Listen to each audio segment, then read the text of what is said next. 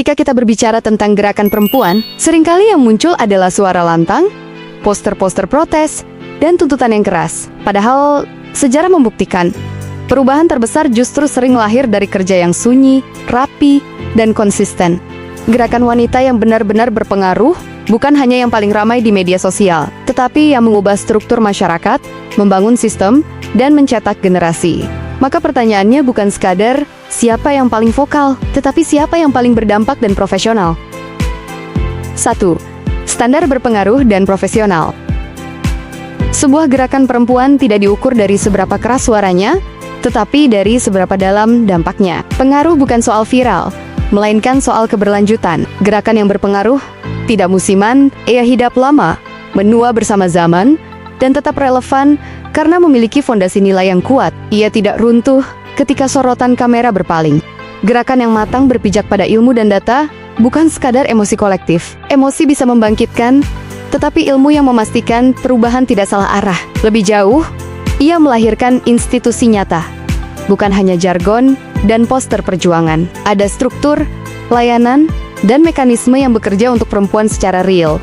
Dengan ukuran inilah, sebuah gerakan perempuan layak dinilai tanpa fanatisme, tanpa glorifikasi, dan tanpa kebencian. Karena gerakan sejati tidak sibuk membela nama, tetapi sibuk memperbaiki kehidupan.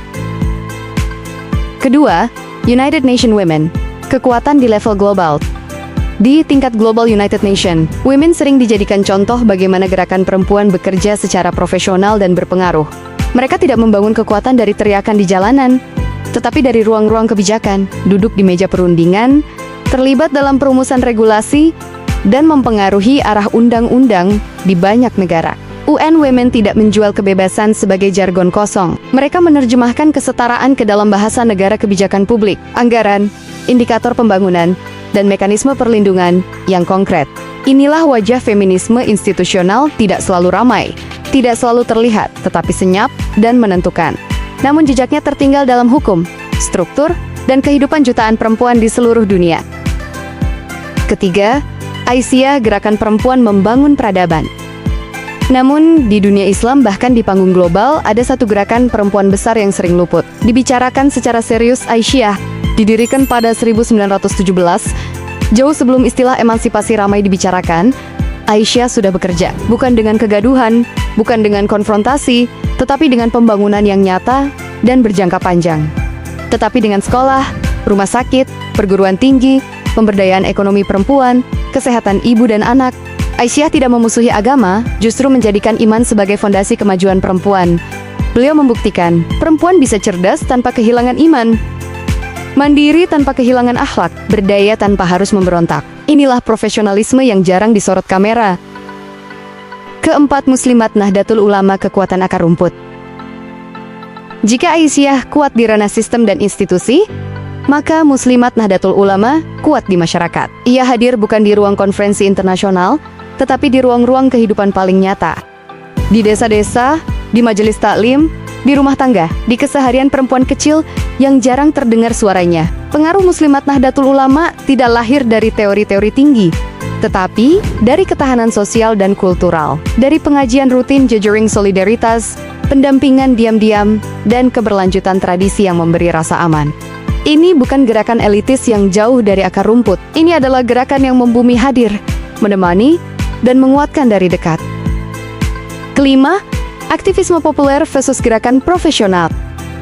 Di era digital, banyak gerakan perempuan lahir dengan cepat dan mati dengan cepat pula. Hari ini viral, esok hari menghilang, tergantikan isu baru. Masalahnya sering bukan pada niat atau semangat, melainkan pada ketiadaan sistem. Tanpa fondasi yang jelas, energi besar hanya habis untuk mempertahankan atensi. Tanpa kurikulum yang membentuk kesadaran, tanpa institusi yang menopang kerja nyata, tanpa kaderisasi yang menyiapkan generasi penerus, tanpa tata kelola yang menjaga arah perjuangan, sebuah gerakan mudah berubah menjadi emosi kolektif yang lelah oleh dirinya sendiri. Profesionalisme memang tidak selalu tampak heroik. Ia jarang viral, jarang dielu-elukan, namun justru disitulah kekuatannya, hasilnya bisa diwariskan lintas generasi.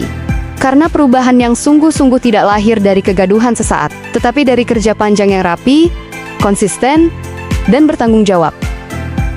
Keenam, mana yang lebih berpengaruh antara Muslimat dan Aisyah?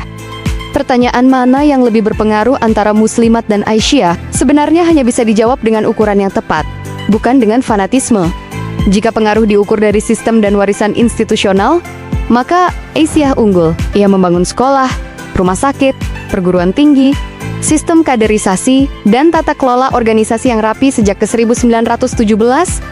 Dampaknya bersifat struktural dan jangka panjang tertanam dalam kebijakan pendidikan, kesehatan, dan pemberdayaan perempuan. Pengaruhnya sering tidak terlihat, tetapi tertulis dalam institusi. Namun, jika pengaruh diukur dari jangkauan sosial dan daya hidup kultural, maka Muslimat sangat kuat.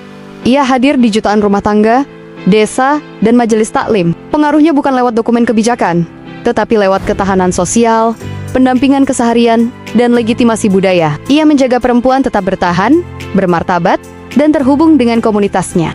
Dengan kata lain, Aisyah berpengaruh dalam membentuk sistem, Muslimat berpengaruh dalam menjaga masyarakat. Yang satu mengubah struktur, yang lain menjaga kehidupan.